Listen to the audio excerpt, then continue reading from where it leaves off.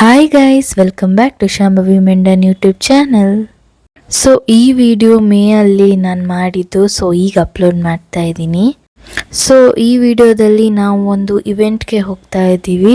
ಅದು ಏನಪ್ಪ ಅಂದರೆ ಕರ್ನಾಟಕ ಮೀಡಿಯಾ ಅಸೋಸಿಯೇಷನ್ ಓಪನಿಂಗ್ ಇತ್ತು ತೀರ್ಥಹಳ್ಳಿಲಿ. ಸೊ ಆ ಮೀಡಿಯಾ ಅಸೋಸಿಯೇಷನಲ್ಲಿ ನಮ್ಮಣ್ಣ ಮೆಂಬರ್ ಆಗಿದ್ದಾನೆ. ಸೊ ಈ ಇವೆಂಟ್ಗೆ ನಮ್ಮ ಫ್ಯಾಮಿಲಿ ಎಲ್ಲರನ್ನು ಇನ್ವೈಟ್ ಮಾಡಿದ್ರು.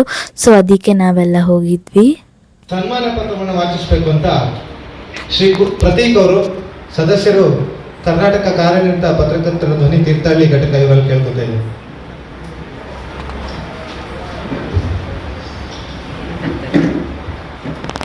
ನಮಸ್ಕಾರ.